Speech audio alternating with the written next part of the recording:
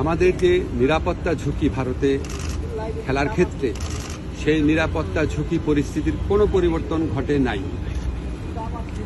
আমাদের যে নিরাপত্তা ঝুঁকির যে আশঙ্কা তৈরি হয়েছে, এটা কোনো বায়বীয় বিশ্লেষণ বা ধারণা থেকে হয় নাই।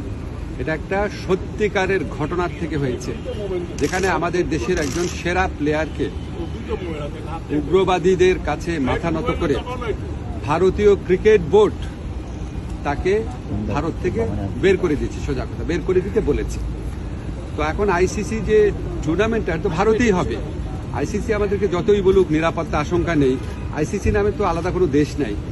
যেই দেশে আমার একটা প্লেয়ার নিরাপত্তা পায় নাই, এবং যেই দেশে ভারতীয় ক্রিকেট বোর্ড সরকারের একটা এক্সটেন্ডেড পার্ট, তারাই আমার প্লেয়ারকে উগ্রবাদীদের চাপে নিরাপত্তা দিতে ব্যর্থ বা অনীহ হয়েছে, সেই দেশেই খেলা হচ্ছে।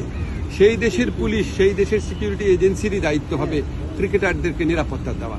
তো আমরা তাহলে ওই ঘটনার পরে কি এমন চেঞ্জ হয়েছে ভারতের, যে আমরা ভাবতে পারবো যে ভারতে আবার কোনো উগ্রবাদী আস্ফালন হবে না, এবং ভারত আমাদেরকে মুস্তাফিজকে নিরাপত্তা দিতে পারে নাই। তো কি হয়েছে, আমাদের ক্রিকেটারদের, আমাদের সাংবাদিকদের, আমাদের দর্শকদের সবাইকে নিরাপত্তা দিতে পারবে?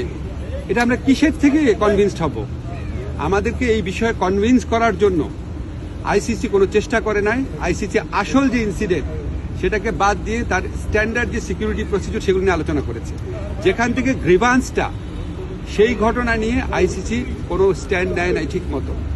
এমনকি ভারত সরকারের পক্ষ থেকে যে আমাদের কনভিন্স করানোর চেষ্টা করা যে যেই ঘটনাটা ঘটেছে মুস্তাফিজের ক্ষেত্রে, এটা একটা আইসোলেটেড ঘটনা, বা আমরা এটার জন্য সরি, আমরা এই ব্যবস্থা নিচ্ছি, তোমাদের দর্শক, তোমাদের সাংবাদিক, তোমাদের খেলোয়াড়দের জন্য কোনো রকম যোগাযোগের চেষ্টা করে নাই, কোনো রকম কনভিন্স করার চেষ্টা করে নাই। ফলে আমাদের ডিসিশন পরিবর্তন হওয়ার কোনো রকম স্কোপ নাই। আমরা এখনো আশা করব, আমরা মনে করি আমরা আইসিসি থেকে সুবিচার পাই নাই, আমরা এখনো আশা করব আইসিসি সুবিচার করবে। আমাদের যে বিশ্বকাপ খেলার যে অধিকার, যেটা শ্রীলঙ্কাতে আমাদের খেলার সুযোগ রয়েছে, এরকম বহু নজির পৃথিবীতে আছে যে অন্য একটা ভেন্যুতে সিকিউরিটি রিস্কের কারণে খেলা হচ্ছে। আমাদের এখানে জেনুইন সিকিউরিটি রিস্ক আছে। আমরা এখনো আশা ছাড়ি নাই।